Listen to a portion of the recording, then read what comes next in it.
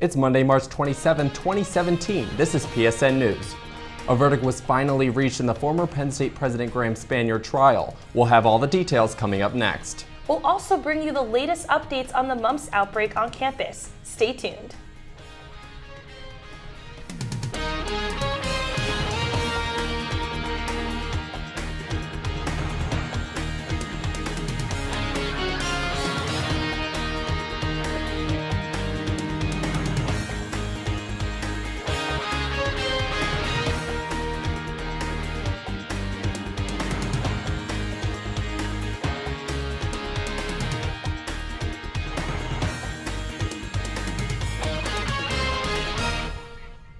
Thanks for joining us tonight. I'm Hunter Hulbert. And I'm Alissa Vasquez. On Friday, former Penn State President Graham Spanier was found guilty of one charge of child endangerment after allegedly covering up incidents in the Jerry Sandusky child sex abuse case. The Daily Collegian reports that Spanier originally faced 3 felony charges. However, he now faces a misdemeanor charge for endangering the welfare of children under his supervision. The charge carries a maximum 5-year sentence and a fine of up to $10,000. Lead defense attorney Sam Silver said his team would appeal the verdict. Beta Theta Pi has requested the return of DVR boxes and videotapes that were taken by the State College Police Department during the investigation into Timothy Piazza's death. Piazza died on February 4th after injuries occurred at the fraternity house. Attorney Mark Bernhor wrote a letter to the State College Police Department saying there was an understanding that the tapes would be immediately returned after copies were made. He also addressed how the fraternity members cannot defend themselves from the media and the university if they're unable to review the tapes for themselves. Bernhor also argued in the letter that the police have shown the tapes to people not involved in the investigation without Beta Theta Pi's consent. Penn State's Greek life rules continue to change after Piazza's death. Reporter Aaron Kemp has the latest details. On February 8th, after a death in a fraternity house, all frat socials were banned. Although frat socials are highly attended and enjoyed at Penn State, this tragedy brought concerns of safety within frat houses. Now, more than a month later, the Interfraternity Council is allowing frats to once again open their doors. I'm going to have to take back now. On Saturday, the combination of this new rule and good weather brought many people out to frat houses. The major stipulation to go along with this new regulation is that all socials must be completely dry. All 46 fraternities are expected to adhere. Alcohol was involved in the student death in February. A plethora of gatherings were held outdoors on the lawns, as well as indoors at frat houses this weekend. Music in droves of people could be seen and heard all over frat grounds.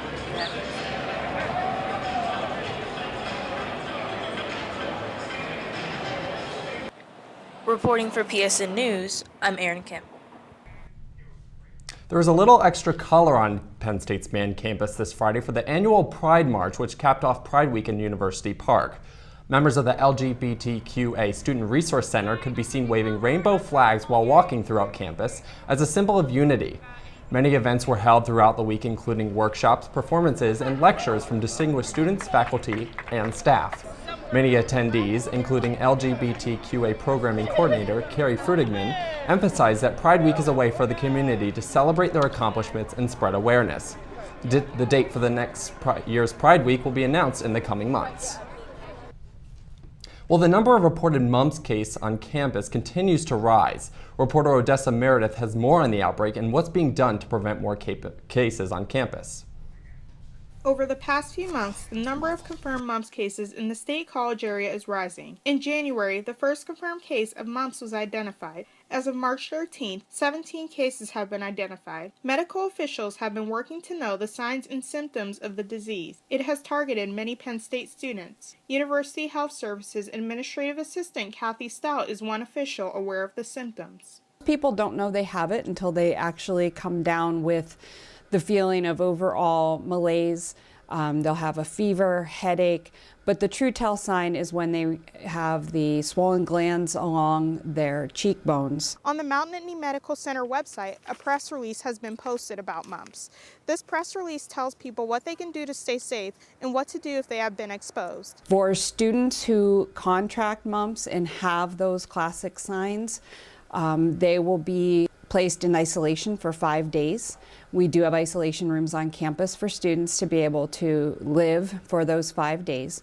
2 doses of the measles, mumps, rubella vaccine are required of students to show proof of immunity to the disease. People have also been advised to contact the local healthcare service provider as soon as symptoms start to develop. These procedures are a work in progress to lower the number of confirmed cases. Reporting for PSN News, I'm Odessa Meredith.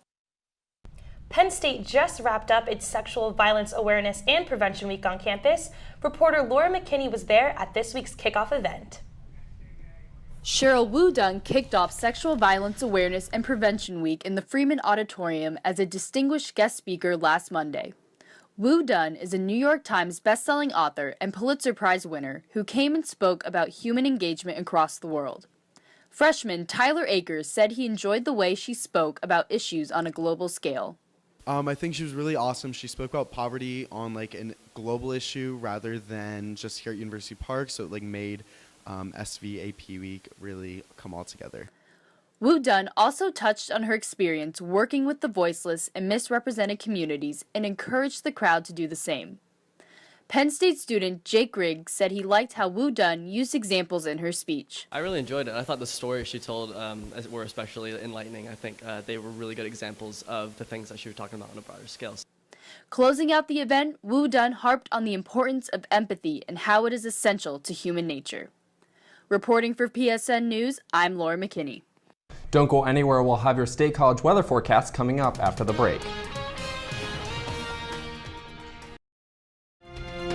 From the students of Penn State Meteorology, here is your Penn State Campus Weather Service forecast. Thanks for joining us here on PSN News. Today we are warmer than we have been these past few days, and the temperature is increasing throughout the week. But we do have some rain in the mix. We are tracking rain tonight and tomorrow. We do get a break from the rain for a couple of days midweek, and then to end the weekend, we're going to have some more rain following that little break. But spring has certainly sprung, a lot of warm weather and a lot of rain. Take a look at future radar. By tonight, we are staying relatively dry. We're going to have a couple of clouds just in the region, a couple of pop-up showers near north of Harrisburg and Allentown. As you head on further into the night, we see those showers start to move across into Center County, and especially we have some heavier showers on the way for tomorrow morning. So when you're heading to work or school, bring your rain gear because you will need that. Especially keep it on throughout the day because these showers will continue by early afternoon. A couple of red in places. We could have some heavier rain at times, so just be aware of that if you are traveling outside, to bring your umbrella when you're walking around. But good news is we do start to clear out around Tuesday night for a nice beautiful day, and things actually do start to clear up midweek. But tonight we are expecting temperatures in the upper 40s, a low of 48 degrees, mainly cloudy, and a couple of late showers early morning tomorrow. But tomorrow's forecast, we do see into the 60s, so it feels a lot warmer out there. Although it will be raining, we do see those temperatures rise. But hey, look at the rest of Center County. We're all in the upper, the 60s, even in the upper 60s for some of us here, and Harrisburg's all the way up at 70 for tomorrow. So it feels warm, but that rain will last for a couple of days. And like I said, we do have a break on Wednesday and Thursday. We have clearing in the sky for Wednesday. We have high pressure building in the region midweek, and then another rain to end the bookend for the weekend. So we will be rainy, but hey, it's a lot warmer than it was these past couple of days. So sports is next on PSN News.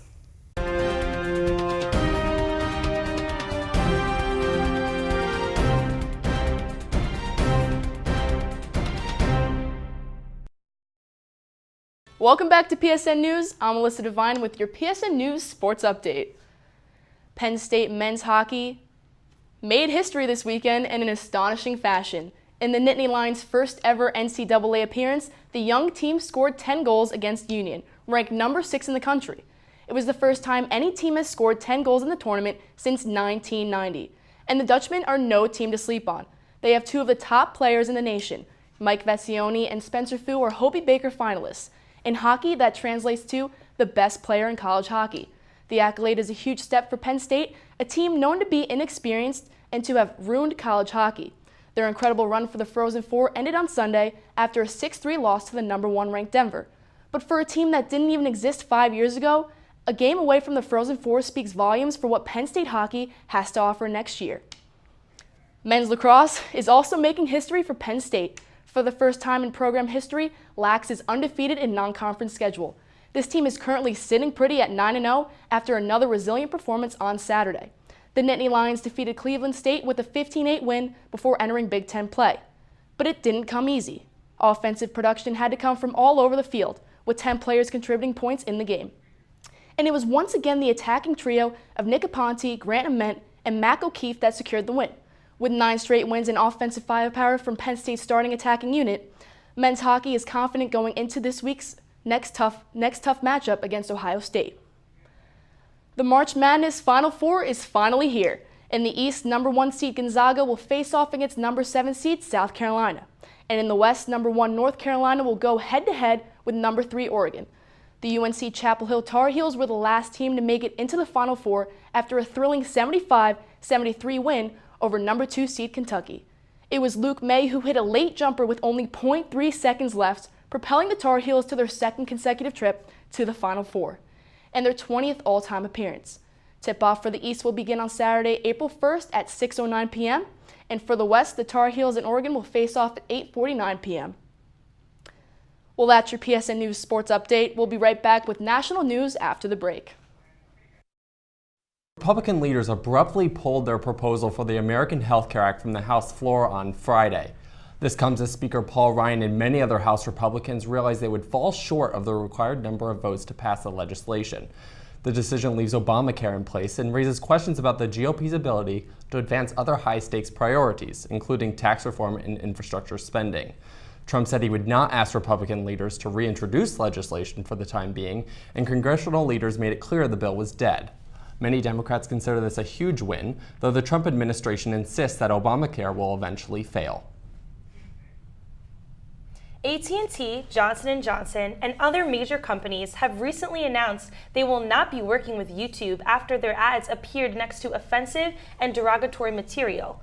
Because of the extensive content uploaded to YouTube every minute, Google has not been able to control advertisements paired with inappropriate videos. This past Thursday, the ride-sharing company Lyft also cut off ties with YouTube when their ads appeared next to a video from a group of racists. The chairman of Google's parent company, Alphabet, said they are tightening their policies and reviewing the ads more carefully. Google has also pledged to work on safeguards that prevent ads from showing up alongside hate speech. Rachel Dolezal, the former president of the Spokane, Washington branch of the NAACP, is stirring up controversy after some time out of the spotlight.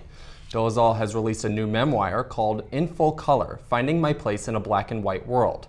She first grabbed the public's attention back in 2015, where she identified as a black woman despite having white parents during a television interview.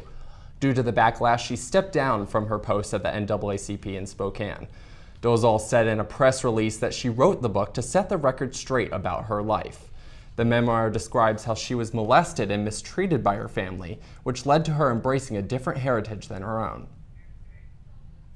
Some state lawmakers want to move President Polk's body to the James K. Polk Home and Museum in Columbia, Tennessee. He and his wife are currently buried in Nashville.